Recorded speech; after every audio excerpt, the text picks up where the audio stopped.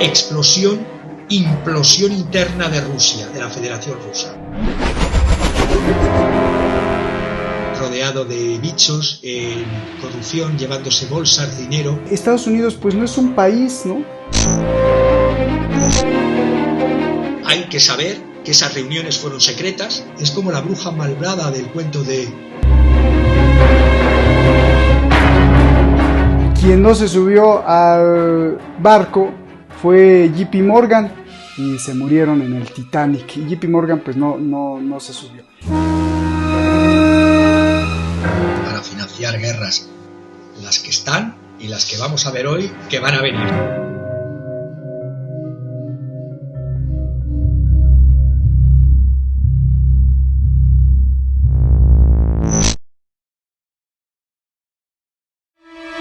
Esto va a estar muy bueno porque muchas de las injusticias que vemos en el mundo y a través de la historia se deben sin duda a las guerras del dinero y con más estrategia y más sadismo desde hace 110 años. ¿Qué pasó hace 110 años? Pues hace 110 años se creó un monstruo, la FED, la Reserva Federal de Estados Unidos. Y desde entonces y hasta la fecha cada vez se recrudece más y más esa lucha por el poder, que se traduce no solo en guerras del dinero, sino guerras económicas, golpes de estado, guerras militares. Y para eso hoy tenemos nuestra masterclass con Javier Martínez. Soy Roberto de la Madrid y esto es Detrás de la Razón. Comenzamos.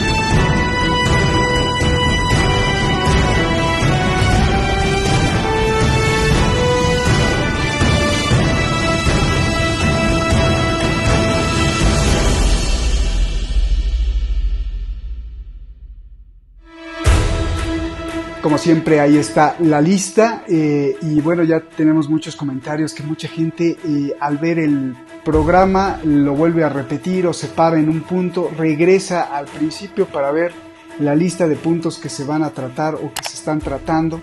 Y bueno, pues hemos recibido muchos buenos comentarios acerca de esta hoja de ruta que nos permite ver por dónde vamos a andar el día de hoy. Javier Martínez, muchísimas gracias siempre. Gracias siempre por tu preparación de por lo menos 7 días de investigación y todos los años atrás que has investigado y estudiado y que nos los compartes el día de hoy en esta masterclass de fin de semana. Muchísimas gracias. Y bueno, pues Javier, 110 años de un gran monstruo que ha provocado sin duda muchísimos problemas. Adelante, es tuyo el micrófono. Pues sí, querido Roberto, querido equipo de Detrás de la Razón, 110 años va a hacer en el mes de diciembre de este año. La ley de la creación de la Reserva Federal data del 23 de diciembre del año 1913.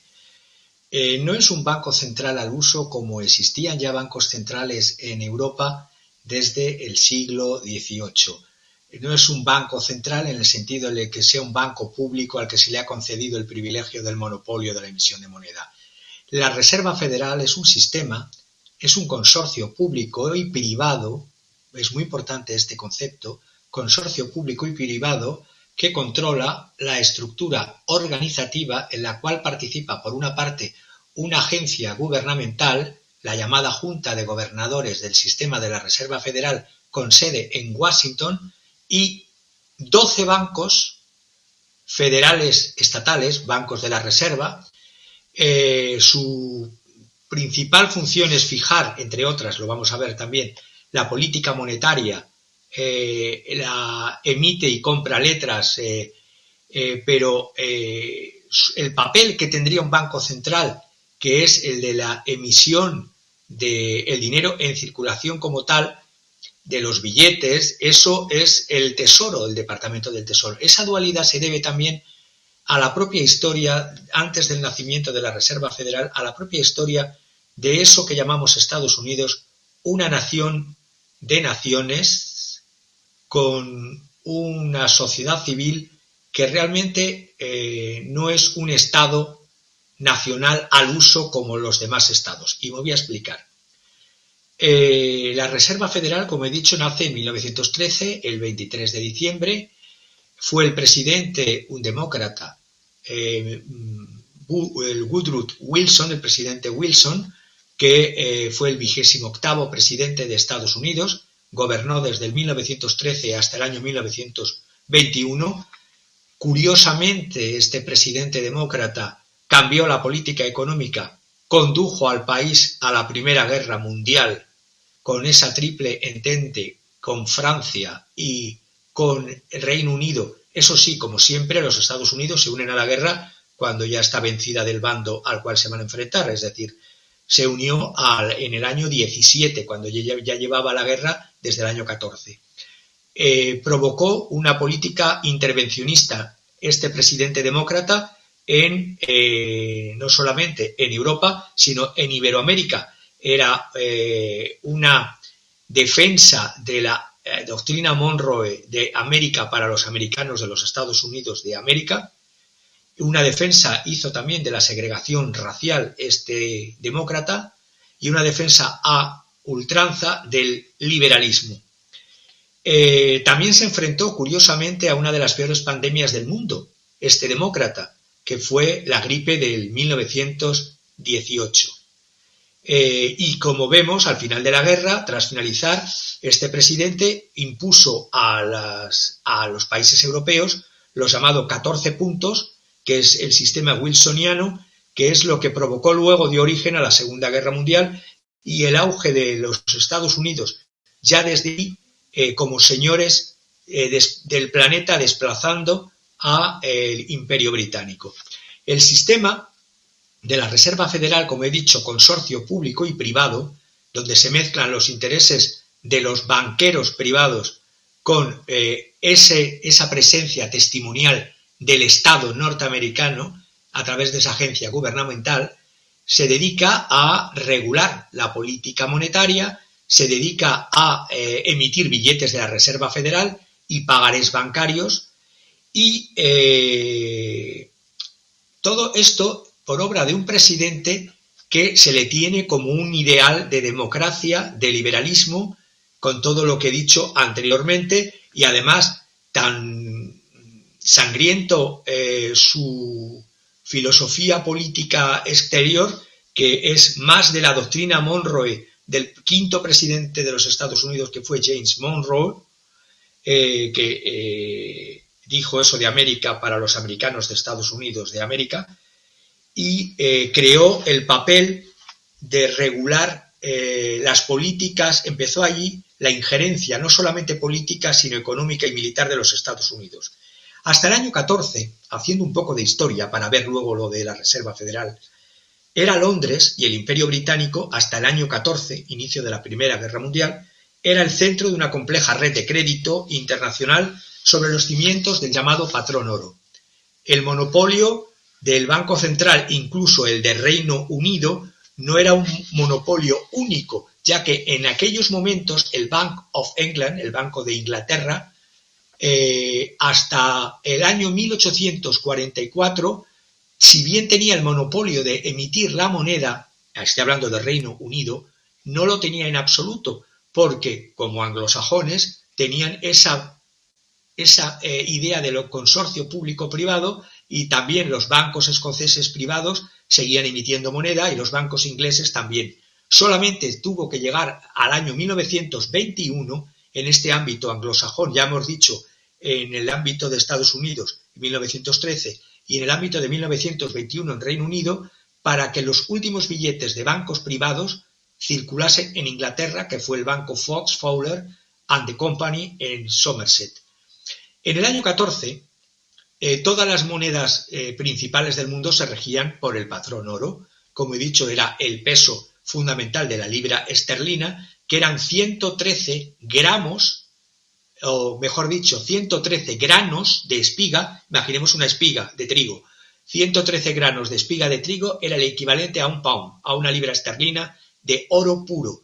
Y eso era el equivalente, una libra esterlina de 113 granos a un dólar USA, que si bien la libra entonces tenía un valor de 113, una libra eran 4,86 dólares. Para que veamos el poder que tenía todavía hasta la guerra del 14 Reino Unido, que fue desplazado por los Estados Unidos. Los intentos de crear no un banco central, porque nunca se ha creado un banco central en Estados Unidos. El sistema de la Reserva Federal no es un banco central al uso como en el continente europeo. Es ese consorcio público-privado. Es un consorcio que ya he dicho que agrupa además a esta agencia gubernamental, agrupa a 12 bancos, que son los bancos de 12, como se divide el territorio de los Estados Unidos en cuanto a la Reserva Federal. Banco de Boston, de Nueva York, de Filadelfia, de Cleveland, de Richmond, de Atlanta, de Chicago, de San Luis, de Minneapolis, de Kansas, de Dallas y de San Francisco. Y cada uno de estos tiene 2, 3 o 4 sedes. No me voy a extender sobre este detalle.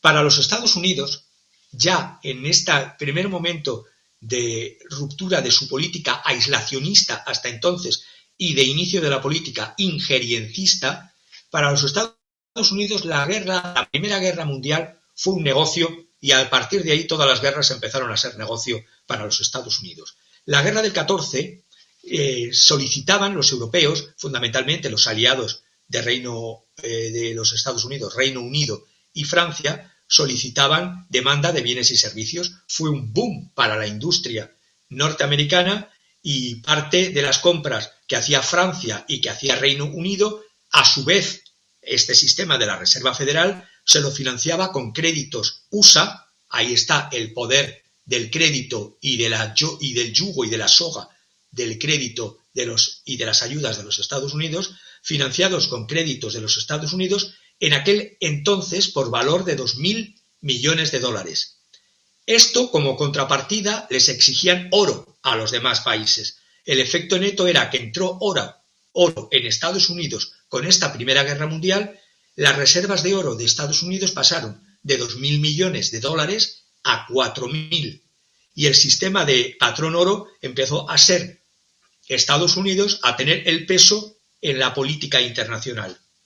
2017 he dicho que es cuando los Estados Unidos, que ya llevan 3 años Europa en guerra, entran en la guerra cuando ya ven que se están debilitando las otras potencias que luchan contra sus aliados. Y es en febrero del 2016 cuando una delegación de los Estados Unidos, de un tal Strong, que veremos ahora quién es este Strong, visitó el Banco de Francia, el Banque de France, y el Banco de Inglaterra, el Bank of England, para ver cómo se iba a resolver todo ese tema de que no repatriasen luego el oro que habían dejado en garantía, porque podía haber turbulencias en la economía norteamericana. Hasta aquella fecha, hasta la fecha de la elección del presidente Wilson y la creación del sistema de la Reserva Federal, Estados Unidos había sido la única potencia regional, todavía no era una potencia mundial hasta el año 14, en la que no existía y no existe un banco central. Los financieros de la costa este, los de Nueva York, Filadelfia, estaban pidiendo que se hiciese en los préstamos de dinero, que existiese un sistema monetario, si no igual al de los países del continente o de Reino Unido, que existiese un cierto control, porque claro, eso hacía que cada 2 por 3 hubiese quiebras de bancos y pérdidas de depósitos de las personas que habían dejado sus dineros allí. Quienes tenían el argumento contrario a los banqueros de Nueva York eran fundamentalmente los granjeros y los ganaderos, estoy hablando todo antes del año 1914, porque acostumbraban a pedir préstamos y consideraban los granjeros y los ganaderos algo antiamericano y antidemocrático tener un regulador público, porque por eso he dicho que Estados Unidos, en cuanto a Estado, es una sociedad con un Estado muy limitado y copado, dirigido por las corporaciones actualmente y los directivos de las corporaciones transnacionales. La historia en Estados Unidos, desde el año 1791, los intentos de crear un sistema similar a un banco central fueron 3, antes del del sistema de la Reserva Federal. En 1791, y voy a terminar ya, Alexander Hamilton, secretario de Hacienda, luego llegó a ser presidente, creó el primer banco central del país, el llamado First Bank of the United States, aunque su ámbito no era demasiado grande, ya que había entonces solo 4 bancos más en todo el país, esto en el siglo XVIII. En el 1811 los privilegios de este First Bank of the United States dejaron de existir porque no tenían mucho interés. Hubo un segundo intento en el 1816 y como los americanos no se rompen mucho la cabeza, lo llamaron el Second Bank of the United States. Primero el First, luego el Second. No hay mucha filosofía en cuanto a la manera de nombrarlo. Esto duró hasta el año 1836, en que el presidente republicano Andrew Jackson no renovó la vigencia y durante 70 años de historia los Estados Unidos prosperaron y sobrevivieron sin tener un banco central. Esto es importante saberlo, es decir, fue el único país que desde 1836 hasta el 1913 vivía y se desarrollaba sin tener un banco central. Los 2 intentos anteriores que he dicho, de 1791 y de 1816, fracasaron. Pues bien, ¿qué pasó para tener que llegar a plantearse este tercer intento y el definitivo sistema de la Reserva Federal? Por una parte estaba la presión de los banqueros y financieros de la costa este, de Nueva York, Filadelfia, Boston. Luego hubo una serie de crisis bancarias muy fuertes antes de 1913, en el 1907, que la crisis bancaria de 1907, cuando se estudia en economía, es muy similar a la que se produjo en el 2007-2008. Curiosamente, las crisis a veces, estudiando la historia y el pasado, podemos anticiparnos, pero como hoy día ni se estudia historia, ni se estudia filosofía, ni se estudia prácticamente nada de ciencias humanas, pues así nos va. En 1907 hubo una crisis muy grande, el pánico de 1907 de los bancos de Nueva York, caían uno tras otro presa del pánico, no existía un banco central. He dicho que hay mucho paralelismo con la crisis del 2007-2009 porque eran bancos en la sombra, esos bancos eran sociedades fiduciarias, que daban garantías a los bancos que prestaban y caían las sociedades fiduciarias y por ende cayeron los bancos de Nueva York. Pues bien, existió un personaje, y voy a terminar esta parte porque creo que es importante saber la historia de cómo nace la Reserva Federal. Existió un personaje que hoy día sus sucesores tienen un banco de los pilares de la economía norteamericana y de los intereses de los financieros de la economía norteamericana, JP Morgan, pues el personaje se llamaba John Pierpont Morgan. Era el más insigne financiero de su generación. Aparentemente era tan rico, y digo aparentemente era tan rico como los Rockefeller. Cuando luego murió se vio que no era tan rico como los Rockefeller porque tenía una fortuna valorada en unos, no recuerdo bien la cifra, pero calculemos en unos 70 millones de dólares del año 1900 y poco, y Rockefeller tenía 1.000 millones. Pero bueno, él se rodeaba con los Rockefeller, con los Vanderbilt, con los Carnegie, con todas las dinastías que siguen siendo las mismas dinastías de élites, que por cierto durante una época de 1839 a 1937 les llamaban los Robert Baron, o Baron, los varones ladrones, y donde estaban Carnegie Mellon, donde estaba, ya he dicho, Vanderbilt, Rockefeller, P. Morgan, etcétera. Pues este P. Morgan fue uno de los que inspiró el comité de sabios P. Morgan para, tras esta crisis, con Benjamin Strong, uno de sus asociados, y con Henry Pomeroy Davison, fueron los que, por así decirlo, el comité de sabios que gestó en la sombra lo que sería el sistema de la Reserva Federal. Allí decidieron ellos qué banqueros iban a rescatar, siendo ellos banqueros, y qué otros banqueros iban a dejar morir. Entonces, el Benjamin Strong era el vicepresidente de Bankiers Trust, Henry Davison Pomeroy era un socio de JP Morgan, y allí buscaron conseguir dinero a través de Rockefeller y otros.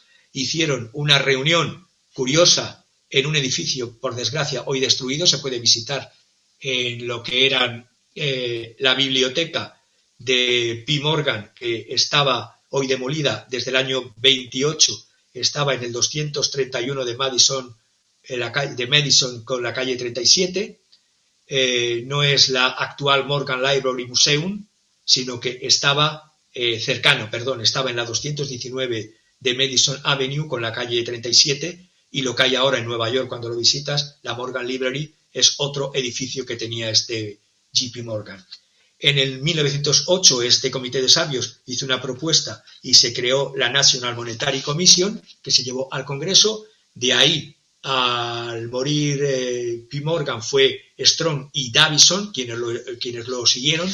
No me voy a enrollar con detalles de cómo lo hicieron. Ahí ya se ven los intereses privados, que siempre digo en este programa cuando hablo de la economía norteamericana, por encima de los intereses públicos de la economía norteamericana. Ahí estaba Davison, ahí estaba Benjamin Strong, para la creación del tercer intento de banco, entre comillas, central, que no es Banco Central, que es un consorcio de intereses público-privado, que es el sistema de la Reserva Federal. Hay que saber que esas reuniones fueron secretas.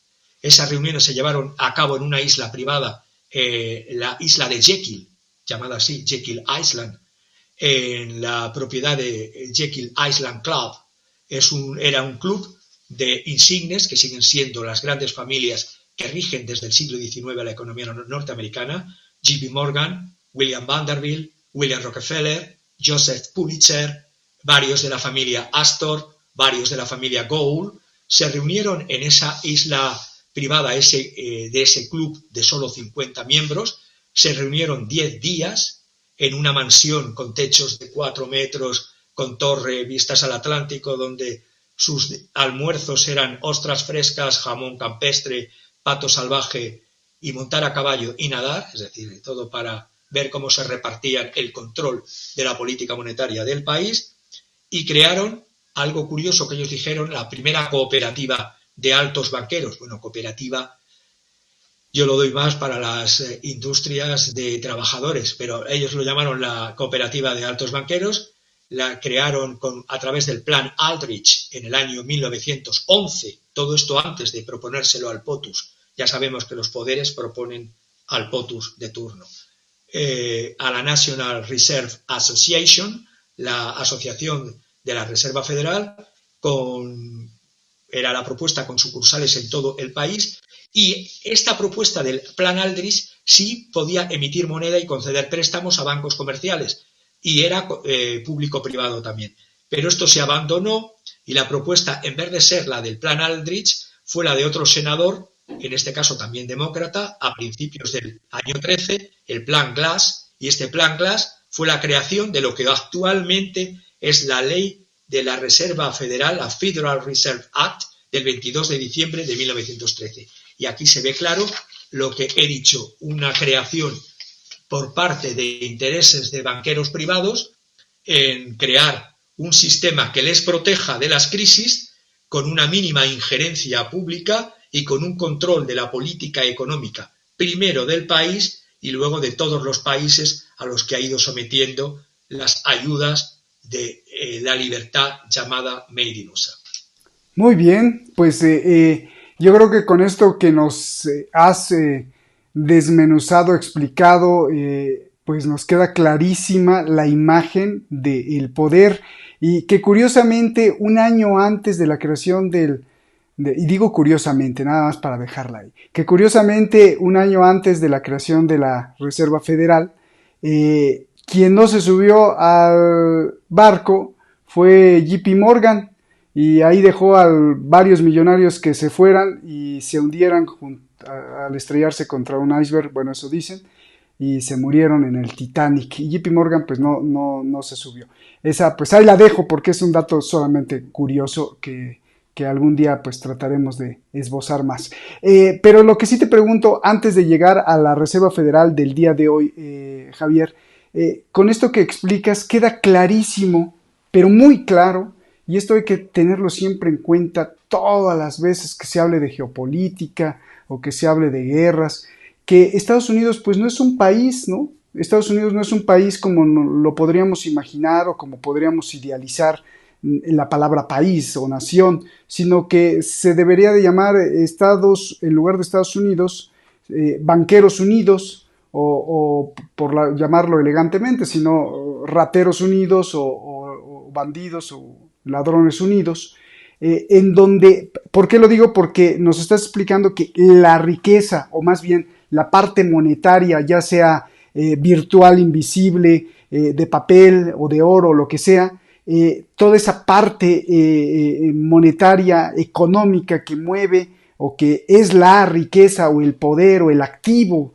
de los Estados Unidos, pues no está ni en las manos del pueblo, no está ni en las manos del gobierno, no está ni en la representación del pueblo, no está en las manos de ningún estadounidense, más que de los que son privados y tienen un banco. Y quién sabe detrás de ellos quién esté, porque puede ser un estadounidense el que te dé la cara y te diga yo soy dueño del banco, pero atrás quién sabe quién.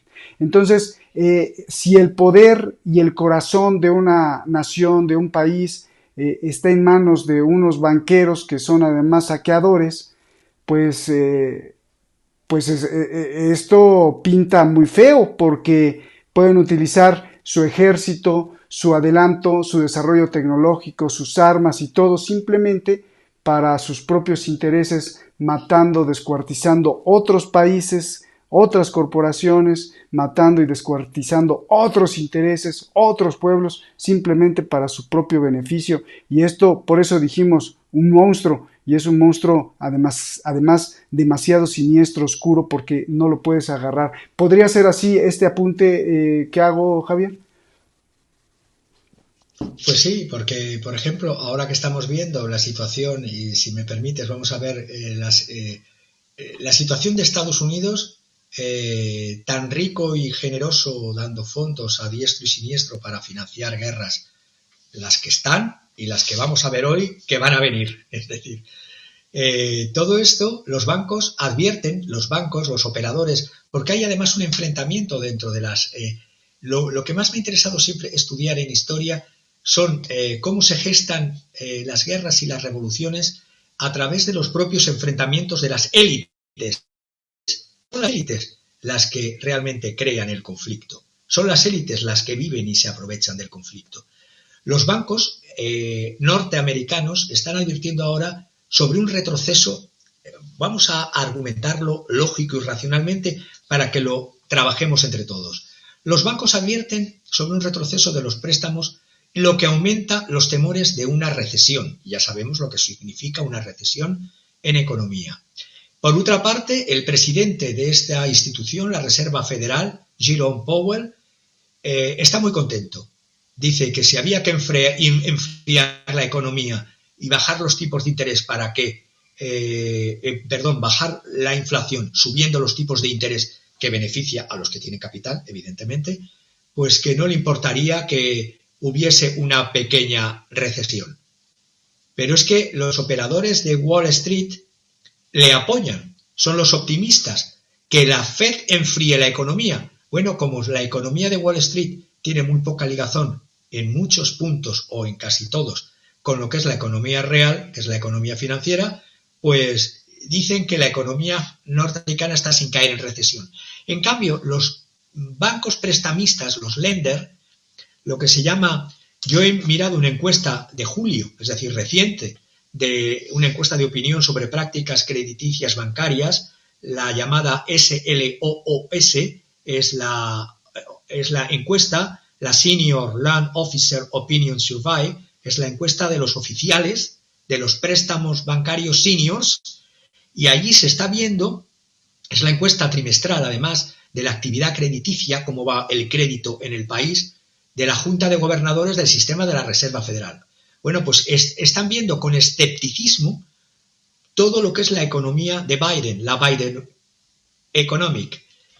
Se ve por una parte que las empresas, voy a ver, empresas y hogares, las empresas están bajando la demanda de préstamos comerciales e industriales, es decir, no piden y además se endurecen las políticas para dar estos préstamos y se suben los tipos de interés, es decir, y si no hay industrias ni hay sociedades comerciales, empieza a ir mal el país del lado de las empresas. Pero es que del lado de los hogares la gente se está inhibiendo en la sociedad de consumo que se desarrolló en los años 50, 60 hasta la crisis del petróleo de los 70.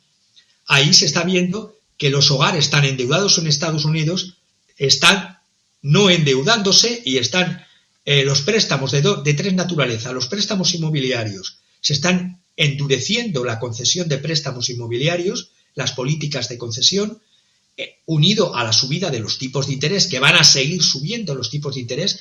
Se cree además, y esto lo digo ya aquí, que los tipos de interés va a ser todavía peor a partir de septiembre, en la segunda mitad del año 2023, de todas las subidas que ha habido, las siguientes van a ser peores, y esto endurece los tipos, las condiciones, los costes, e inhibe a los hogares también a pedir préstamos, tanto inmobiliarios como de automóviles. Por lo tanto, si baja la demanda de préstamos de automóviles, baja la compra de automóviles y también los préstamos al consumo y también tirar de tarjeta de crédito. Por lo tanto, se reduce el consumo, se reduce la compra de automóviles, se reduce la compra de casas y se reduce la actividad de las empresas comerciales e industriales.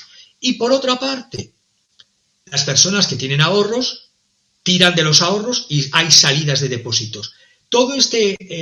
Esta tormenta perfecta es la que los oficiales de préstamo seniors, que yo les sigo desde mi etapa bancaria, es la SLOOS, a este trimestre que ha cerrado en julio 2023, dicen que, ojo, que estamos en una situación de pre-recesión, a pesar de que el señor de la Reserva Federal dice que todo va bien y los señores de Wall Street están contentos.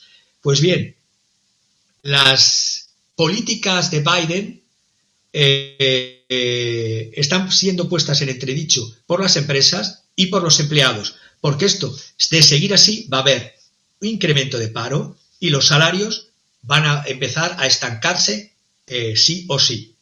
Hemos visto las quiebras hace semanas de los bancos de Silicon Valley Bank. Acordémonos del Signature Bank y del First Republic. Incluso se avecinan, he dicho ya y lo repito, se avecinan subidas de tipos de interés. Hemos visto hasta ahora, desde marzo del año 2022, recordemos, la intervención rusa fue en finales de febrero 2022, en marzo 2022 ya se utilizó para empezar a subir los tipos de interés. Hasta la última subida ya ha habido 11 subidas. Pues bien, va a haber más subidas en lo que va hasta final de año.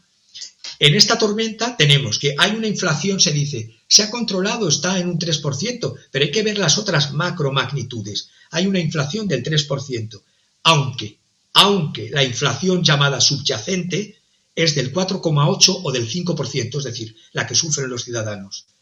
Las industrias clave, los restaurantes, los hospitales, los seguros de auto, si caen, hay más inflación. Por otra parte, en estas magnitudes macroeconómicas, el crecimiento está solo en torno a un 2%, es decir, un exiguo 2,4% de abril a junio, un 2% en el primer trimestre del 2023. En el promedio de las encuestas que se han hecho ahora a julio entre los ciudadanos, que se llama el promedio de encuestas, ¿a qué se llama un promedio de encuestas? Pues a que cogen varias encuestas, por ejemplo, de Yahoo, de Reuters, de la Fox News, de CNBC, de Quinnipiac, de Harris y de YouGov, y hacen una media. Pues en el promedio, el 58% de los estadounidenses, de la ciudadanía, desaprueba la política económica de Biden. Pues bien, el señor de la Reserva Federal aplaude y está contento. Y el 38%, solo el 38% de los estadounidenses consideran que la gestión de Biden en economía es buena. Si a esto le unimos que los tipos de interés en estas 11 subidas ya están entre el 5,25 y el 5,5 y va a seguir subiendo, tenemos tipos de interés al 5,5, crecimiento al 2% y una inflación subyacente entre el 4,8 y el 5%. Todo esto es una tormenta perfecta de una economía en declive. Oye, Javier, ahí te detengo.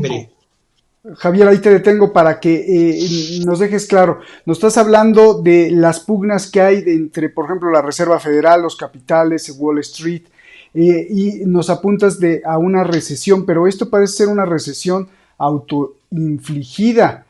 ¿Por qué autoinfligida? O sea, ¿ellos mismos se quieren lastimar o cómo? Lo voy a explicar con el tema de Europa. Pero antes, para terminar lo que estaba diciendo, la secretaria del Tesoro, que es la que representa a la, entre comillas, esa autoridad pública de ese casi inexistente Estado de los Estados Unidos, la secretaria del Tesoro USA a principios de... ¿Cuándo fue? A Pekín, yo creo que fue a principios de julio, entre el 6 al 9 de julio. Pidió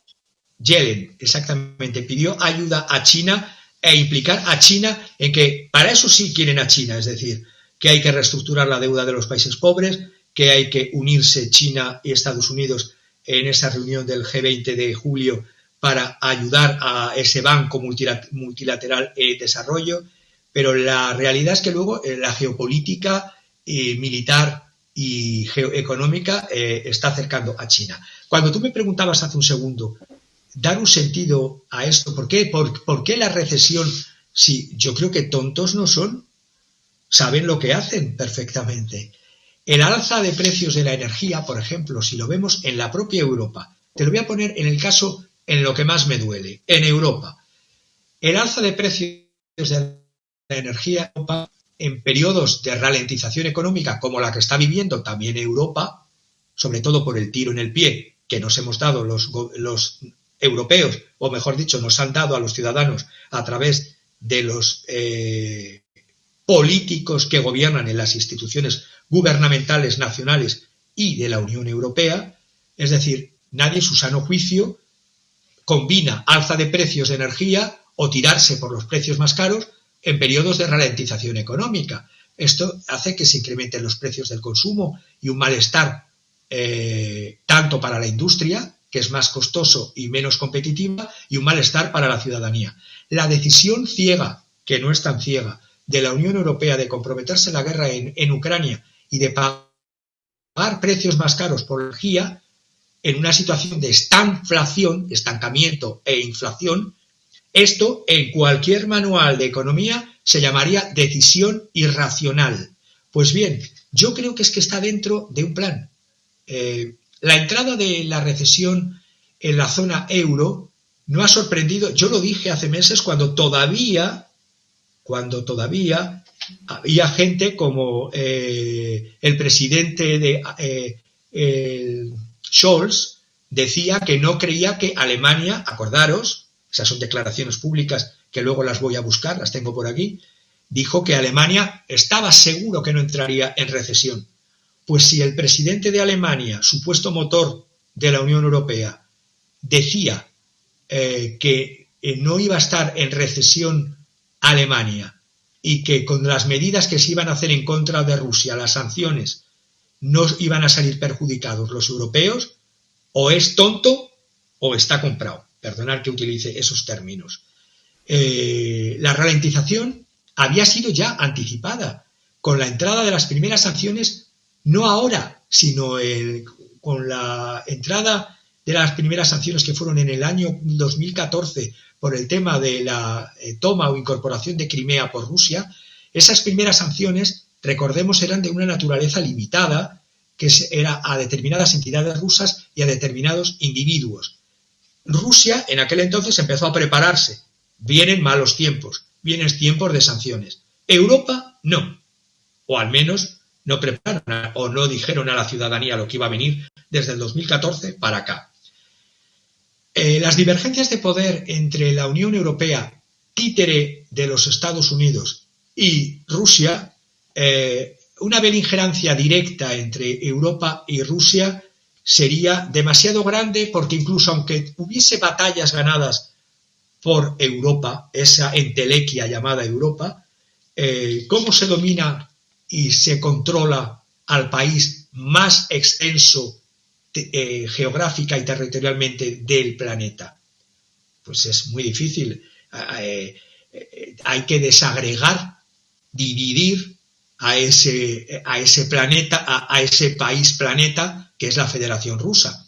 Angela Merkel reconoció, vuelvo a reiterarlo, que los acuerdos de Minsk I y Minsk II fueron, a pesar de la firme voluntad en la firma de Putin, una tapadera para poder ganar tiempo y empezar a armar el negocio de las armas a Ucrania como caballo de Troya para ese primer intento de lo que creían que iba a ser una implosión interna de Rusia, de la Federación Rusa. Es la idea fija que tienen desde la guerra de Siria los atlantistas, OTAN y Estados Unidos, dividir a Rusia. Y digo desde la guerra de Siria. Occidente se desarrolla y se ha desarrollado, ese concepto perverso que es Occidente, se desarrolla y crece en las guerras, con las agresiones. Me voy a un report del año 14, porque yo me gusta sacar las cosas de atrás para ver la perspectiva de cómo se ha gestado. El 10 de abril del año 14, en un informe que tengo aquí del Parlamento Europeo, del think tank del Parlamento Europeo, ya se hablaba el 10 de abril del año 14 de cómo la seguridad energética de la Unión Europea era un tema a tratar tras la crisis de Crimea y que había que ir buscando suministros en Azerbaiyán, Turkmenistán, en Estados Unidos, a largo plazo para poder saciar la sed del mercado energético europeo, y que dependiendo de las condiciones comerciales y técnicas, bueno, pues vender ese plan, ese cuento de Alicia en el País de las Maravillas, de vivir solo de renovables, de energía no contaminante, y eso sí, no se miraba la energía nuclear como contaminante, tampoco se miraba el gas de esquisto. Debe ser que el gas de esquisto que viene en buques y se extrae con esos efectos contaminantes sobre las aguas y sobre los bosques, eso no contamina. Es una contaminación, es como el tema de las guerras no contaminan.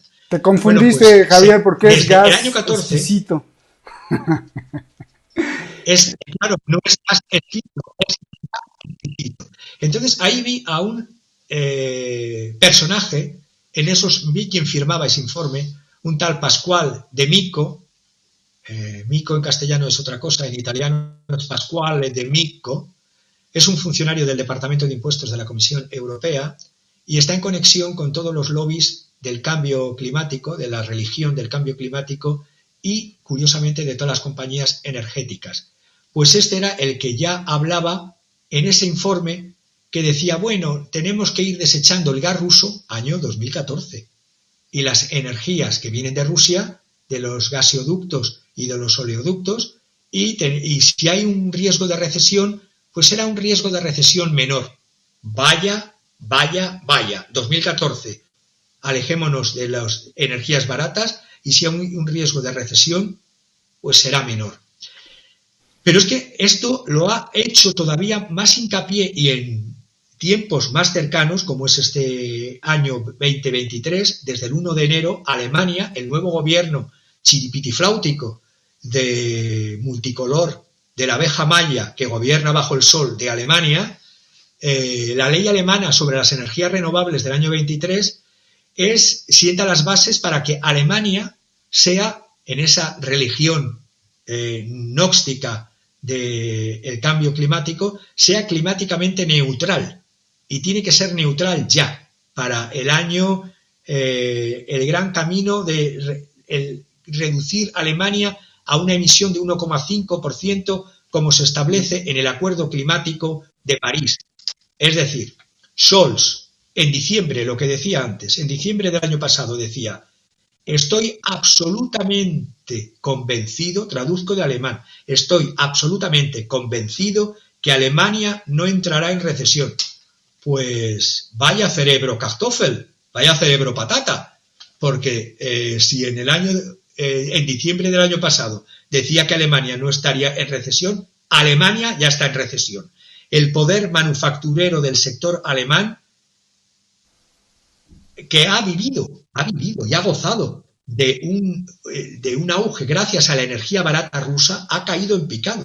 Antes del conflicto en Ucrania, el petróleo ruso había permitido que creciese la economía alemana, creando empleos y creciendo en diversos sectores, contribuyendo a ser un país excedentario comercial, gracias a energía barata rusa. Y que las sanciones a Rusia y la voladura por parte de su aliado Estados Unidos, OTAN, del Nord Stream, que pertenecía al 50% a una empresa alemana, 50% rusa, eso es tirarse otro tiro contra el pie y perjudicar a las industrias alemanas y a la ciudadanía alemana. El índice de manufacturas alemana ha caído en junio del 2023, está en el 40,6, en abril estaba en el 44,5 y en el mes de julio ya está en el 38,8. Va cayendo Alemania. Las manufacturas alemanas van a terminar, si siguen así, convirtiéndose en su mínima expresión. Y todo esto en paralelo a lo que me preguntabas de Estados Unidos, porque hay unos intereses de unos determinados grupos de determinadas industrias, de las energías renovables por una parte, de las industrias armamentísticas de la guerra, que son los que se están beneficiando con todo esto. Unos se benefician y otros caen por el desagüe, y lo pagan las industrias de sostenimiento real de la economía y la ciudadanía. La caída de los nuevos pedidos en Alemania de más de 3 años ha sido brutal en todas las categorías de bienes y servicios. Estamos viendo, para terminar, una incertidumbre económica y geopolítica junto a condiciones financieras más duras en Alemania, en Francia, en Reino Unido, en Estados Unidos. La época del petrodólar de los años 1970-1973 como moneda única de reserva dominante también ha desaparecido. Y todo esto porque los globalistas, y lo voy a decir muy claro, los globalistas proponen un choque financiero, han vivido siempre a través de choques financieros. La Reserva Federal creció y los Estados Unidos crecieron a través de la sangría de la guerra del 14. Claro, y luego, ahí está el choque financiero. El choque financiero y los controles climáticos, que estoy pensando en la última palabra de las dinastías, porque estos son dinastías. El señor Schwab, del Foro Económico de Davos, Klaus Schwab, su hija también es un cargo en el Foro Económico de Davos. Aquí se transmiten los cargos, Soros, Schwab, de padres a hijos, deben ser que transmiten el gen de la inteligencia hasta en el sector también donde van a ir. El banquero es banquero 1, banquero 2, banquero 3, el especulador, especulador 1, especulador, especulador 3, los de los foros y todas estas mandangas son Klaus y luego la hija. Están hablando de que va a haber encierros climáticos también, tras habernos sometido a los experimentos de la pandemia de los cierres por meses o por semanas de ciudades de la ciudadanía. Ahora el gran reinicio también piensa hablar de controles climáticos, todo para y esto lo ha dicho en la última cumbre de París de junio del año 23. En esta cumbre, donde estaban todas las instituciones de Occidente, que son las que están en franca decaída y rabiosas, como son la secretaria del Tesoro de Estados Unidos, estaba Janet Yellen, estaba el director general del Fondo Monetario Internacional, Kristalina Georgieva, estaba el presidente del Banco Mundial, Ajay Banga, el secretario general de la ONU, ya sabemos la ONU lo que es, Antonio Guterres, y buscaban de encontrar soluciones financieras. Es kafkiano, decían, por una parte, encontrar soluciones financieras para luchar contra la pobreza, reconociendo que hay que luchar contra las emisiones del calentamiento global, y aunque eso cree recesión, es decir, tú creas recesión, provocas choques financieros, pero por otra parte dices que la concentración bancaria tiene que ser mayor, el poder de los bancos centrales y de las bancas internacionales tienen que ir hacia el control total de la economía, tasar el carbono, tasar el calentamiento climático, pero no os preocupáis, decís que os preocupáis por la pobreza, pero no os preocupáis ni por la estanflación que provocas, ni por el hundimiento de la economía real que también estáis provocando. Entonces, todo esto, ¿por qué? Porque era en principio un objetivo, el hundimiento económico, como un plan, como parte de un plan. Los globalistas asocian la cuestión del cambio climático a algo que son las finanzas internacionales y a las autoridades monetarias. Es una agenda de ese gran reinicio, porque todo lo que se prometen en esas agendas luego no se cumple. Por ejemplo, estoy pensando en la última promesa que ha hecho Guterres de la ONU, ha propuesto un estímulo contra la pobreza de 500.000 millones de dólares al año para inversiones, ojo, solo en desarrollo sostenible y en acción climática. Pues bien, todavía estamos esperando la promesa que hizo en el 2009 de entregar 100.000 millones, ahora han dicho 500.000. Bueno, pues la promesa del 2009 de 100.000 millones al año, siempre son al año, en financiamiento climático, estamos en el 2020, que se dijo que se trasladaban hasta hacer en el 2020 y aún no se han cumplido. Ni en el 2009, 10, 11, 12, 13, 14, 15, 16, 17, 18, 19, 20, 21, 22, 23. Y ahora, cuando no han cumplido los 100.000 millones, prometen otros 500.000 millones.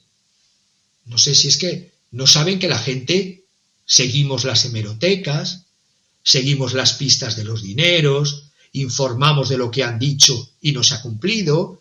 Y además de este canto al sol de los 500.000 millones, Guterres ha hecho un segundo compromiso para recanalizar otros 100.000 millones, hablan de los millones como si fueran melones, en lo que se llama algo muy peligroso, los derechos especiales de giro, los DEG, que no utilizados, es decir, es una herramienta del Fondo Monetario Internacional supuestamente para aumentar la liquidez, pero también para el control. Esto lo ha propuesto Kristalina Georgieva del otro foro diabólico, el Fondo Monetario Internacional, y donde Yellen, la secretaria del Tesoro USA, dijo que usaría a Estados Unidos en esta cumbre para que los acreedores, fundamentalmente, no ellos, Estados Unidos, sino China, es decir, haz tú China lo que yo no hago, haga un alivio financiero y una reestructuración de deudas en los países en desarrollo.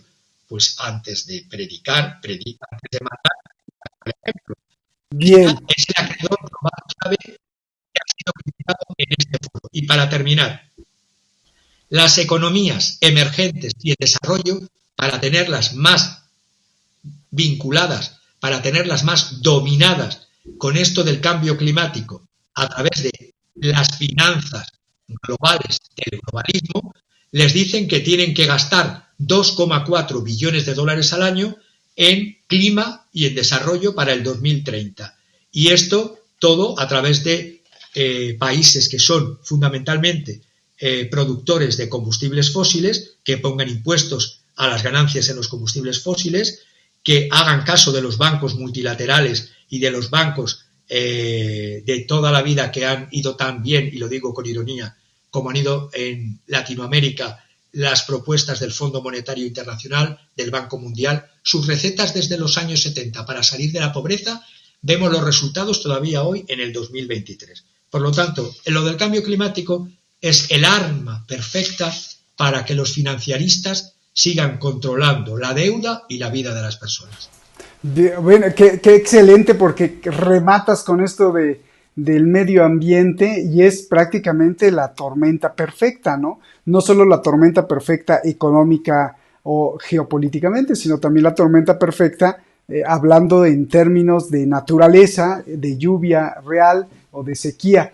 Y eso sí, como ya lo hemos denunciado aquí, como tú mismo lo has denunciado, Javier, les importa mucho cuidar el planeta y el medio ambiente, y por no mencionar mucho las palabras del cambio pero pues cuando hay que dar bombas de racimo, cuando hay que hacer guerras y disparar y misiles y todo tipo de armas, pero pues ahí sí no nos importa si estamos contaminando o no la tierra, o estamos contaminando o no a las sociedades y pueblos, porque la contaminación después de que explota una bomba, sea nuclear o no nuclear, pues eso de todos modos es una contaminación que vuela a través del polvo, de nubes, que cae a través de lluvia, que te la comes y va para ambos lados, o sea, para todos lados.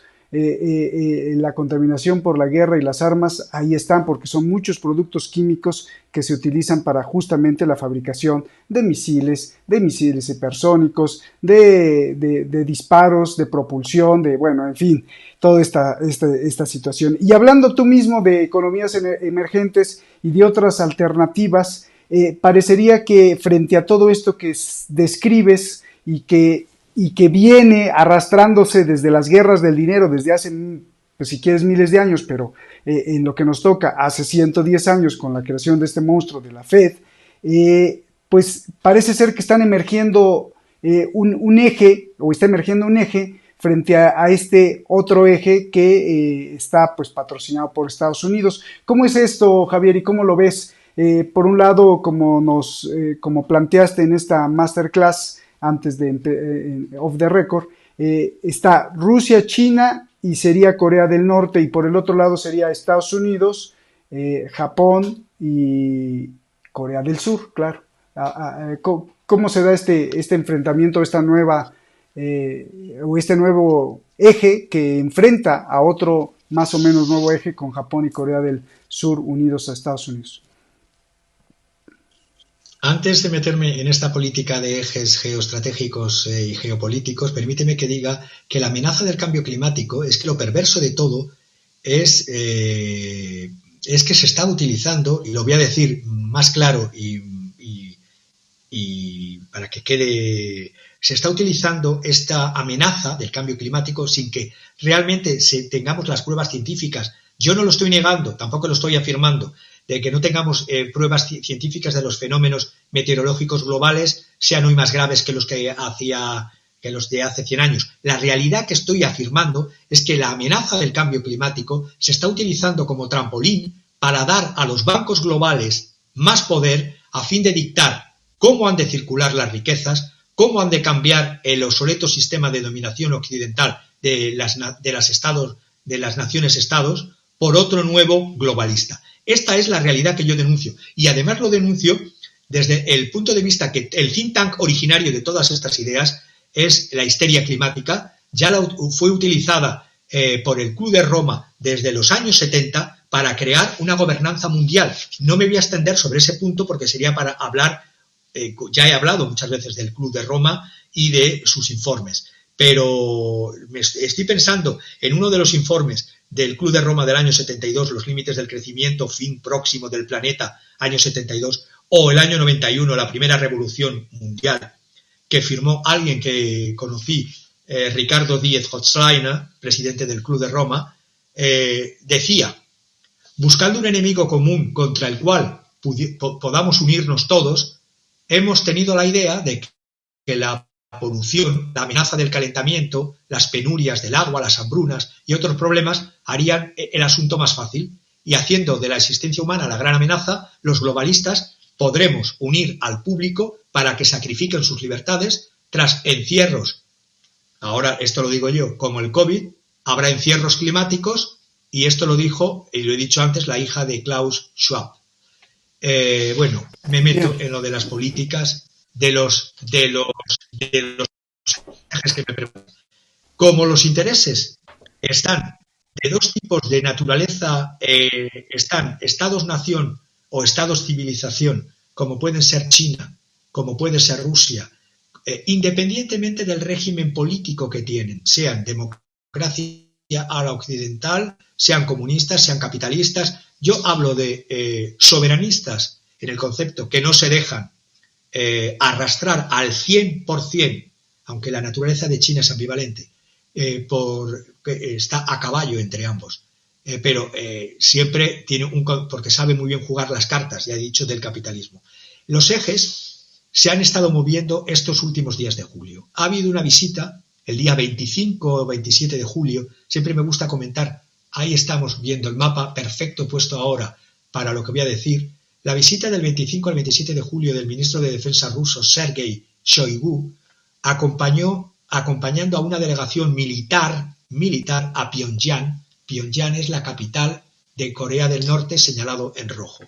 La primera visita de alto nivel de Moscú desde la era post-soviética, pensemos, desde el año 91. La reunión de Shoigu es importante que miremos los puntos a desarrollar porque se reunió con el líder norcoreano Kim Jong-un el miércoles 26 de julio con un gesto amistoso en rememorar el 70 aniversario de la guerra de liberación de la patria, como se lo llaman los norcoreanos, de la guerra de Corea del año 50 al año 53, que terminó no en una paz sino en un armisticio entre las dos Coreas, que es distinto. Esto ha abierto un nuevo agujero a la lucha entre los occidentalistas globalistas y las potencias euroasiáticas, o mejor dicho, de Rusia, China y aliados. ¿Por qué? Porque, por una parte, esa misma semana estaba la cumbre de África de San Petersburgo, que comentamos la semana pasada, muy brevemente, porque me lo preguntaste, cuando se estaba cerrándose, todavía no tenía los datos, hoy tengo los datos y ya hemos visto los datos de lo que se está preparando en África, que veremos luego, pero la guinda del pastel de esta visita a Corea ha sido que no solamente se ha hecho una visita protocolaria, ha ido a algo más, a un desarrollo conjunto bilateral de interés mutuo en el campo de la defensa y de la seguridad militar de ambas naciones, Rusia y de Corea del Norte. Se ha hecho un frente común también internacional de la Federación Rusa con Corea del Norte por un entorno de seguridad regional e internacional libre de las injerencias de Occidente. Se ha visitado los arsenales de misiles balísticos intercontinentales que tiene Corea y que llegan a Estados Unidos, el Hwasong, la última versión, el Hwasong 18 de combustible sólido y 3 etapas de reciclaje.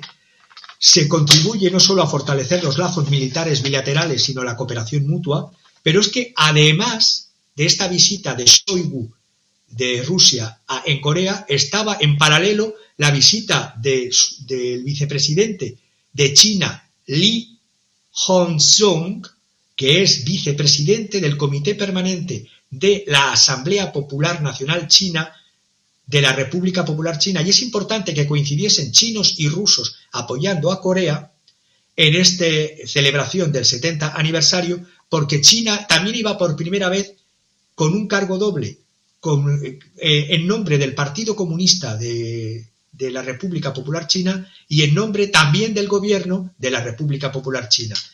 La administración Biden había hecho un comentario antes, como siempre, Biden, con esa especialidad en provocar exabruptos con graves consecuencias, porque hace aliados a los que antes eran enemigos. Pero bueno, las provocaciones crecientes de Estados Unidos y sus dos aliados principales en Corea del Sur, que son Corea del Sur y Japón en la zona, hace que haya un triple eje. Está el eje ahora de Corea del Norte, Federación Rusa y República Popular China, y el eje Japón, Corea del Sur, Estados Unidos. Y la provocación fue que Estados Unidos, por primera vez desde hacía ya bastantes décadas, 4 décadas para ser concreto, desde hace 40 años, no había llevado a la zona de las aguas de Corea un submarino de armas nucleares que lo desplegó el día martes 18 de julio y anteriormente el lunes otro submarino de propulsión nuclear también en aguas cercanas a las aguas del mar territorial de Corea como señalando estos 2 submarinos nucleares a Corea. No entiendo cuál es la razón de provocar todavía mayor inquina contra los Estados Unidos por parte del POTUS Biden. Washington y sus aliados occidentales cada vez más provocativos. Y además, por si fuera poco con esto, el G7, donde ya sabemos las 7 potencias occidentales que están, más la Unión Europea, que últimamente es la comparsa de todos los conflictos que se están creando y los que se van a crear, y voy a comentar ahora, más Australia, más Nueva Zelanda, más Corea del Sur, presionando a China de que no ayude a Corea del Norte. Corea del Norte ha empezado a sufrir más sanciones y amenazando también a China. Estados Unidos echa leña al fuego y exige a China que lo apague. Esto es lo que piensan los chinos. Es decir, Estados Unidos echa leña al fuego y exige a China que lo apague. Y los chinos han dicho de esto que es ridículo, irónico y arrogante. Washington, además, está aprovechando la transición política en Corea del Sur con la elección del nuevo presidente surcoreano que está desde mayo del año pasado. El anterior, Moon Jae-in, acordémonos, buscaba la entente cordial entre las 2 Coreas. Acordémonos incluso cuando estaba el presidente Trump, que se estaba intentando pasar de un armisticio a una futura paz entre las 2 Coreas. Bueno, pues con el presidente demócrata Biden ha ido a peor. Se está utilizando al sucesor de Moon Jae-in, el presidente surcoreano Yoon Suk Yeol, para azuzar el enfrentamiento entre las 2 Coreas, inclinarles contra Moscú y contra Pekín y crear una situación de agravar la situación en la península de Corea. Ya en abril, Biden y Moon Jae-in hicieron firmaron una declaración en Washington el 26 de abril del año 23, donde ya hablaban, el presidente Biden habla sin ningún problema en cualquier parte del globo de lo bueno que es la disuasión nuclear extendida y que implica la creación de un grupo asesor conjunto en Corea del Sur, apareciendo submarinos nucleares en las aguas de Corea con la escalada increciendo entre las 2 Coreas y un posible escape de tensión entre ambos con el potencial nuclear de Corea del Norte. Todo esto, si además lo unimos a que el 24 de julio pasado el diario ruso Izvestia informaba desde fuentes del Ministerio de Defensa ruso que lo que no había hecho Rusia hasta ahora, se preocupaba solo del frente occidental, ahora está llevando a la zona del Océano Pacífico, desde los aeródromos de Engels y de Irkutsk, está llevando sus bombarderos portamisiles estratégicos de Tupolev 160, que se llama en el lenguaje de Rusia el cisne blanco, White Swan, y en el lenguaje de la OTAN lo llaman el Blackjack. Es un bombardero estratégico supersónico, multidominio, de geometría de ala variable, y es la nueva versión Tupolev 160. Es el único avión del mundo que puede detectar con el radar retrovisor lo que tiene detrás de él y interceptar objetivos detrás de él. Se está creando una situación en el Asia-Pacífico, pues curiosa, aparte de la ya creada tras el conflicto en Ucrania y todos los conflictos dentro de todo esto. Además, ¿por qué? Cuando la ruta del Ártico se está abriendo, se está desarrollando esa unión entre, si me ponéis otra vez el mapa de Corea, la ruta del Ártico beneficiaría a Corea también. ¿Y por qué? Corea del Norte es un potencial logístico. Ahí vemos en Corea del Norte, arriba del todo, señalado Rajin. Rajin es el puerto más septentrional no helado que está en lo que se llaman para los japoneses Mar del Japón y para los coreanos Mar de Corea. El puerto de Rajin se pretende desarrollar como potencial logístico estratégico en los próximos 10-15 años, fundamentalmente 10 años porque ya va muy avanzado.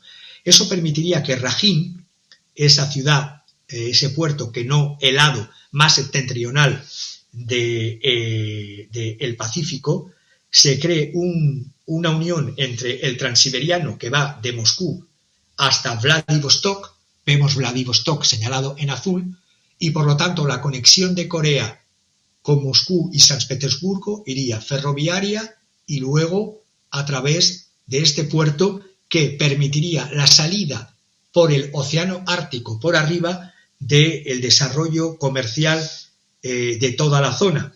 Pero claro, eso significaría que cambiasen las condiciones de animadversión entre las dos Coreas, que se pudiesen beneficiar las dos Coreas, porque el centro logístico de Rajin podría beneficiar a los otros puertos, creando una zona económica. Ahí vemos el transiberiano, que va desde Moscú hasta Vladivostok, el puerto de Rajin.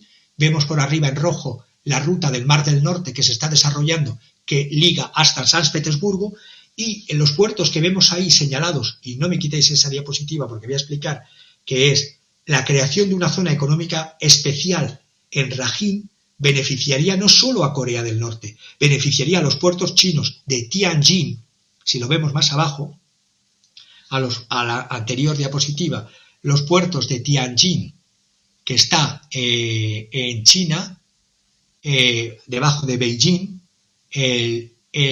justamente Tianjin debajo de Beijing, el puerto de Qingdao, que son los puertos cargueros más importantes que tiene China, también beneficiaría a Corea del Sur, a South Korea, al puerto de Busan, ahí le vemos, puerto de Busan, que es estos tres últimos puertos que he dicho, los dos de China, Tianjin y Qingdao y Busan, son los 10 puertos, entre los tres últimos, son los 10 puertos de contenedores más grandes y activos del planeta.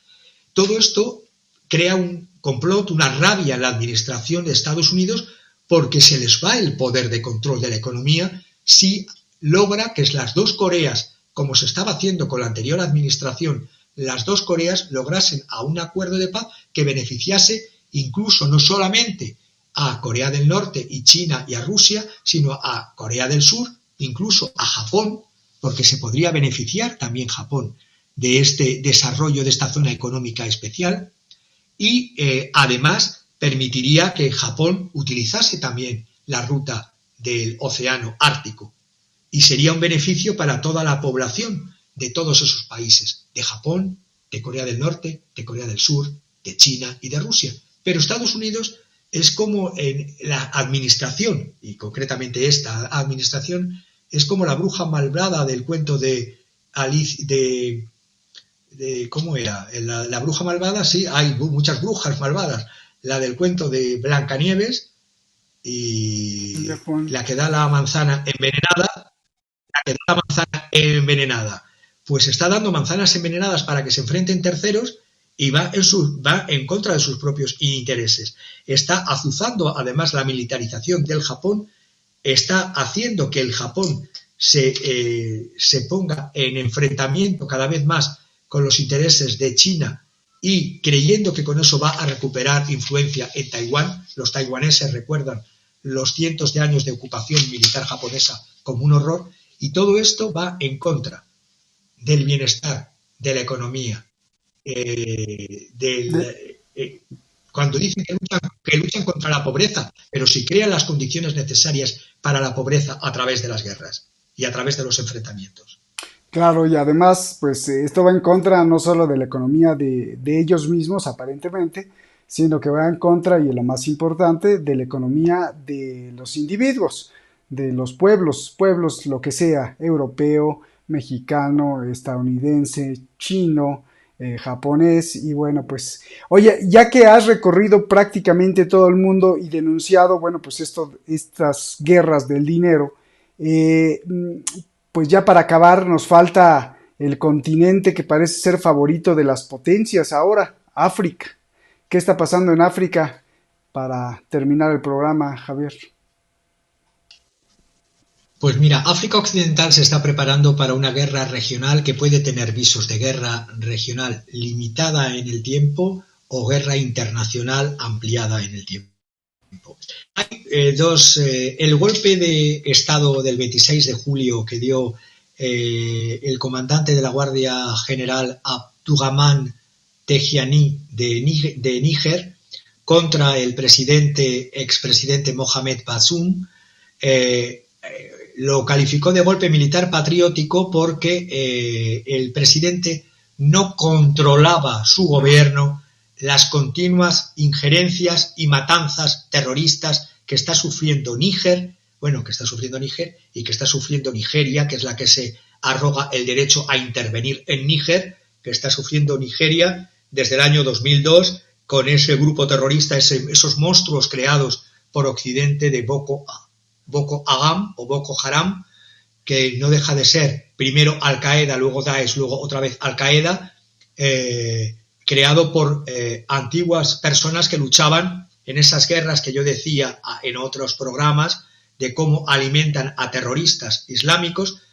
Creo que fue la semana pasada, cómo se decía que no pasa nada porque se alimenten unos cuantos terroristas islámicos. Pues todo esto está creando la situación en toda la zona subsahariana y en toda la zona del Sahel, del desierto del Sahel, todas estas fuerzas de terroristas, de señores feudales, que hace que los gobiernos tengan que caer a fuerza de golpes militares, porque curiosamente los golpes militares, cuando son golpes militares apoyados por Estados Unidos o por alguna potencia occidental, son aplaudidos o incluso son puestos como revoluciones de terciopelo. Pero cuando los golpes son desde el propio país, por los propios miembros de ese país, ciudadanos de ese país, y puede ser en contra de los intereses de Occidente, ahí ya los golpes ya son pésimos. Hay dos grupos enfrentados a nivel internacional en la zona. Está la Comunidad Económica de Estados de África Occidental, la llamada CEDAW, que Estados Unidos apoyaría que hiciese una intervención contra Níger a través de la práctica que ya hizo hace unos años contra otro estado africano. Esta Comunidad Económica de Estados de África Occidental, que agrupa a 15 estados y está, por así decirlo, tutelada como país cabeza por Nigeria, sería la Alemania de la Unión Europea, pues la Alemania de la comunidad CEDAW. Hay, por otra parte, otra coalición de estados que son los de Burkina Faso, Mali, ahí estamos viendo Mali al lado de Níger, y Burkina Faso, que está en verde debajo. Y además está Argelia, y además está Libia, y además está el Chad. Pues bien, por parte de Burkina Faso, Mali y Níger, Burkina Faso y Níger y Guinea Conakry, dicen que cualquier intervención en Níger sería un ataque a ellos mismos. Estamos viendo de la internacionalización de ese conflicto si Estados Unidos presiona a Nigeria para que invada Níger a través de la pantalla de la comunidad CEDAW o Comunidad Económica de Estados de África Occidental. Se dice que es para garantizar la seguridad de los ciudadanos frente a las amenazas. No, las amenazas las estaban sufriendo los ciudadanos, tanto los ciudadanos internacionales como los ciudadanos de Níger, por los ataques de terroristas. Y el golpe de Estado ha sido para intentar atacar de una vez por todas al fracaso de la política del presidente saliente Mohamed Bazoum.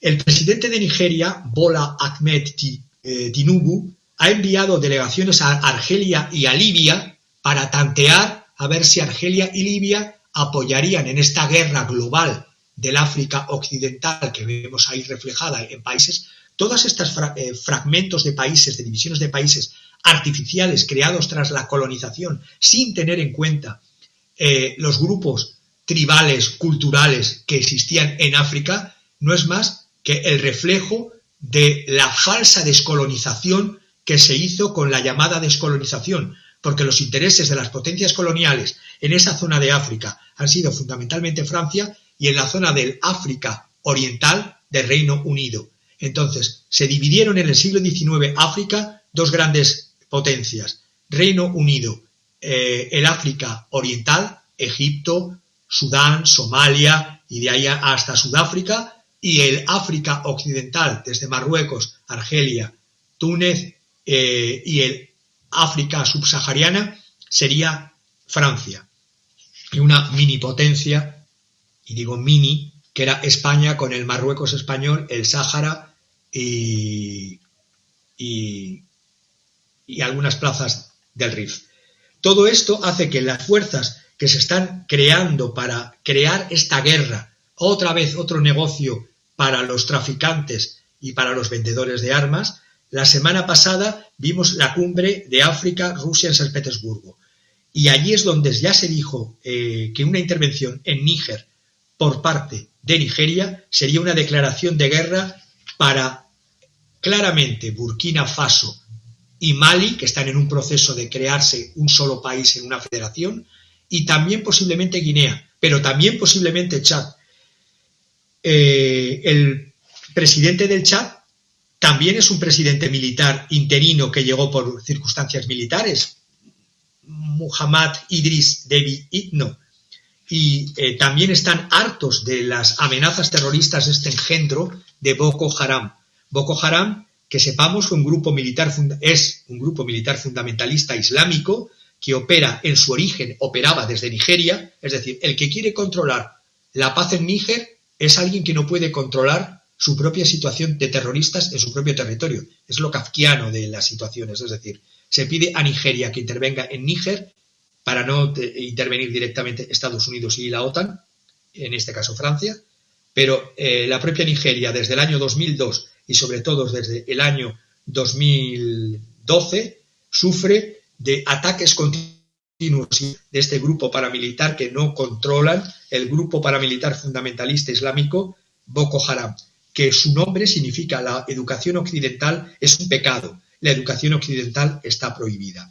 Pues bien, como esto pase, y se ha dado un ultimátum de una semana y ya habría vencido hoy, y si interviene, tendríamos un conflicto entre todos esos países que veis ahí señalados, tendríamos una posible unión de dos grandes bloques, el bloque de la CEDEAO, que no sé si todos de los 15 países querrían entrar en guerra, y el otro lado, al lado de Nigeria, y en el otro lado estaría Níger, Mali, Burkina Faso, Guinea, posiblemente el apoyo de Argelia y posiblemente el apoyo del Chad, que sería lo que contrabalancearía el Chad. Pues tremendo, ¿no? El vecino libio, sí, porque es una situación en la que vemos, si ya en el África la zona de Sudán, es decir, si nos vamos a la otra punta de África, no está ahí, eso es África Occidental, sería África Oriental, debajo de Egipto. Debajo de Egipto está justamente Egipto, Sudán, Etiopía, Eritrea, el Cuerno de África.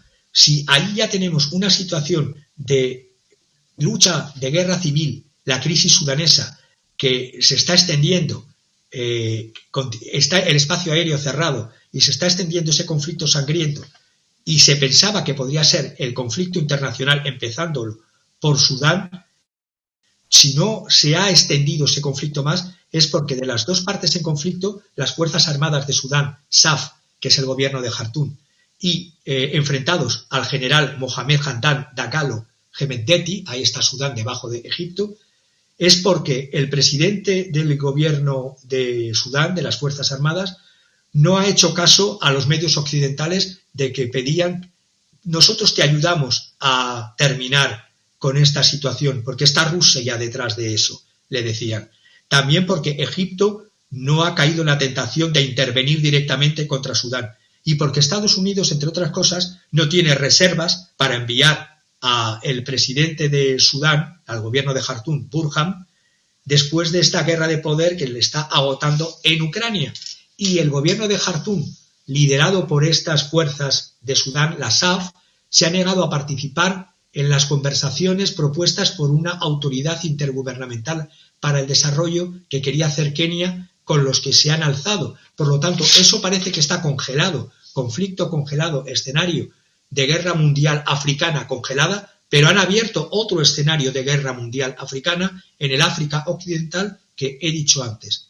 Es decir, lo que se temía de una guerra mundial africana en abril del 23, en esta zona del África Oriental, se ha desplazado al África Occidental con lo que he dicho antes. Y puede terminar, y termino, como si estalla, puede ser un conflicto limitado con un escenario rápido. El conflicto limitado es que Níger cayese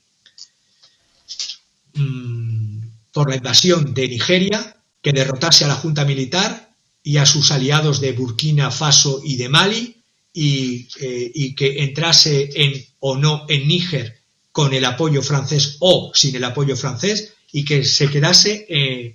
Esta sería la solución, que yo no la veo factible, porque esa solución desconoce la naturaleza del pueblo de Níger y de Burkina Faso y de Mali, que lucharían hasta la muerte.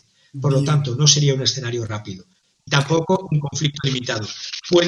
Podemos caer en un conflicto ampliado, escenario prolongado, provocando un conflicto africano mundial, donde intervendrían muchas potencias y no solamente de África. Y esto significaría mucho de negocio para las armas, pero mucho de muerte, de guerras, de escasez y de malestar para lo que es. Y es falso todo lo que se está diciendo. Permíteme que termine diciendo. Se está justificando que se están peligrando los suministros de uranio de Níger para Francia y para la Unión Europea. Es todo falacias, todo, incluso analistas que caen en esa falacia. Permíteme que diga, Níger es el segundo mayor proveedor de la Unión Europea, sí, pero veremos en qué cifras. La empresa francesa que está allí, llamada Orano, que es antes filial de Areva, que desapareció, es el proveedor francés de uranio para las centrales nucleares francesas, dice que siguen funcionando, extrayendo el metal en el noroeste con total seguridad, que lo están monitoreando y que no hay ningún problema. Francia, además, si bien el 70% de su electricidad es de energía nuclear, no me voy a entrar, es el mayor exportador neto de electricidad del mundo, Francia, debido a su bajísimo coste de generación, gana más o menos 3.000 millones al año gracias a ello. La electricidad que recibe Francia no es solo de Níger. Níger estaría muy por debajo de otros países, como puede ser, lo tengo aquí, no me va a dar tiempo a todos los datos, pero Níger representa para Francia el 18% de su suministro de uranio. El 44% de las centrales nucleares francesas lo reciben de países de la OCDE, concretamente de Canadá y de Australia. De Australia el 19%, el 44% de Canadá, y de Kazajstán el 20%. Por lo tanto, es falso y caen en error por no investigar los analistas que dicen que esto viene de la guerra de Níger, viene por el peligro de las centrales, del abastecimiento de las centrales nucleares francesas. Francia no se abastece en su mayoría ya del uranio de Níger, ni tampoco la agencia nuclear europea Euratom, que un cuarto lo trae de Níger, pero la Comisión Europea, y en esto hay que decir que es verdad, no hay riesgo de suministro porque hay suficientes inventarios de uranio para 3 años. En Francia hay reservas para 10 años, y la Euratom a Reuters dijo claramente de dónde vienen sus importaciones. Vienen de Canadá, de Australia, de Namibia, y en un otro caso vienen también de Níger. Pero esto no viene por el uranio, que no, viene fundamentalmente por eso que acabas de poner. Viene, a ver, y digo lo del uranio porque solo en Níger, en el uranio, solo funciona uno de los 3 yacimientos de uranio. Una de las minas fue cerrada en el año 21 por agotamiento de las reservas, tras producir 75.000 toneladas métricas de uranio. El segundo yacimiento, su licencia de exportación está venciéndose ya y producía solo 1.950 toneladas métricas, y los nuevos yacimientos de uranio de Níger tienen bajo contenido de uranio, por lo que es muy costoso los costes de producción, y esto lo tengo datos de Emmanuel Grégoire del Instituto Francés de Investigación para el Desarrollo. El problema está en el mapa que me has puesto de África antes, porque las otras cosas que tiene Nigeria, las otras materias primas, el petróleo, son modestas. Total Energies lo abandonó en el año 21, el nuevo oleoducto de 2.000 kilómetros está ahí, pero realmente lo está desarrollando Argelia y China. Los yacimientos de oro se explotan a pequeña escala mediante el lavado de oro.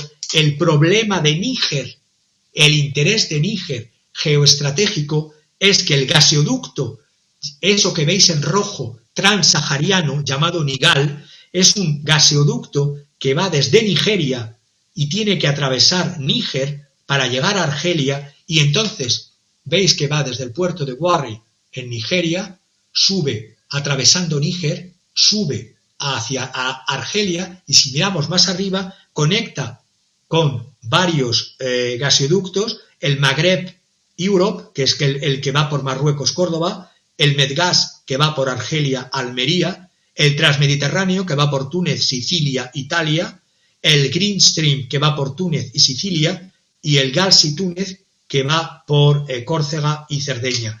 Por lo tanto, todo este mito de que es por el uranio, por favor, documentense y hablen con propiedad, porque he dicho, el funcionamiento de solo 3 minas de uranio no tiene que ver con el uranio, no tiene que ver con el oro, no tiene que ver con el petróleo, sí tiene mucho que ver con ese proyecto de gasoducto transsahariano o Nigal, donde están transnacionales muy importantes de estar desde la nigeriana NNPC y la argelina Sonatrach, pero hay muchas otras internacionales como British Petroleum, como Statoil y como otras. Y esos son los intereses que tienen en que ese gaseoducto no se perjudique por ese golpe, supuestamente por ese golpe de Estado que no está interrumpiendo las extracciones de uranio.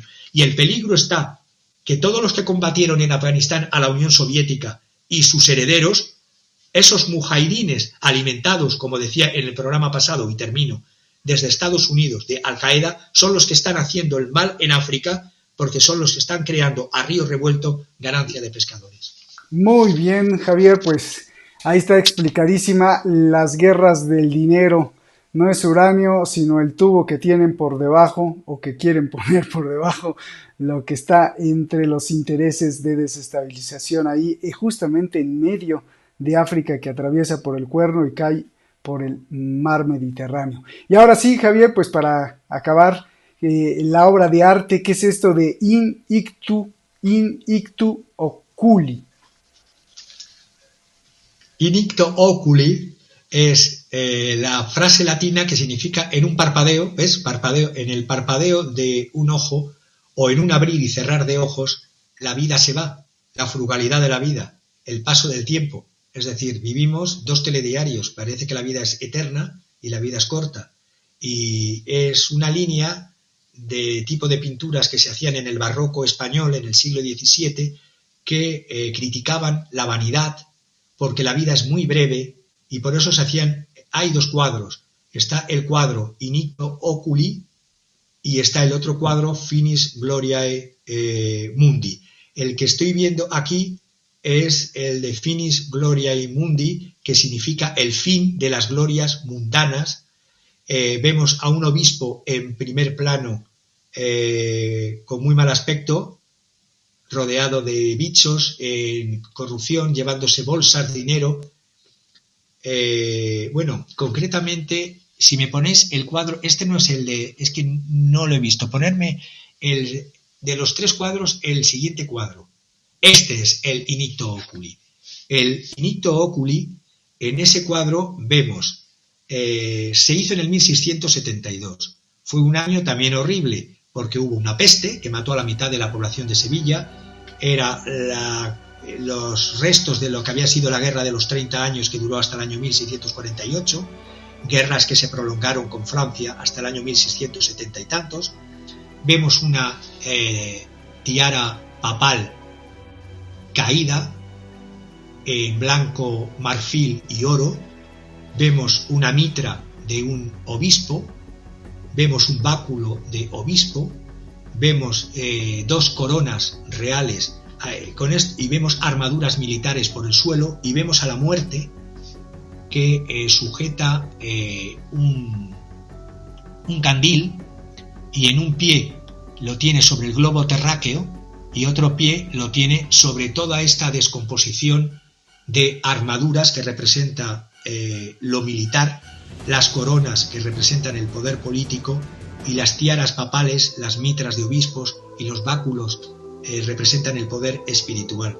Aquí veríamos reflejado muy bien cómo la muerte va a caer también sobre estas élites, estos poderosos, ya sean poderosos en aquel entonces la Iglesia, la corona y el ejército. Hoy día en el mundo de la economía estarían las iglesias de los foros económicos de Davos, las coronas serían los gobiernos de Estados Unidos y de las grandes potencias, y las armaduras, todas las estructuras militares que se creen eternas y tienen ahí detrás, in icto oculi, como dice esa palabra latina, en un abrir y cerrar de ojos, tienen presente a la muerte, al fin de la vida, a la frugalidad de la vida, al paso del tiempo, la inutilidad de los placeres mundanos. Y otra pintura que me habéis puesto antes, esta es de Juan de Valdés Leal. La otra pintura de antes representaba la corrupción, que es otra pintura también, esta es del siglo XIX, no recuerdo el pintor ahora, es del siglo XIX español, y representa, si lo veis en grande, el afán de acumular, de poseer. Vemos a un cadáver en putrefacción, en blanco, amarillo y rojo, acumulando bolsas de dinero sobre una mesa, y por detrás hay una especie de ángel de la muerte.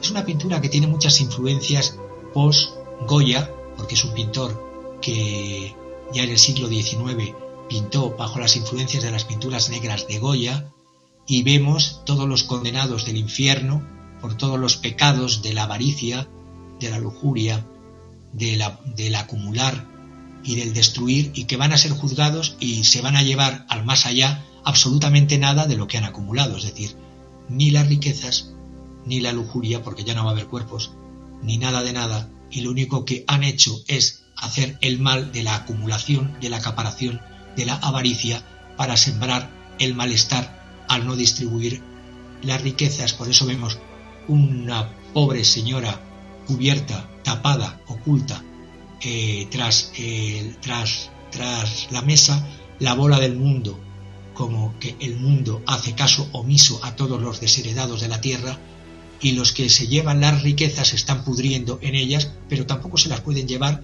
a pesar de que quieran agarrarse a ellas hasta el fin de sus días.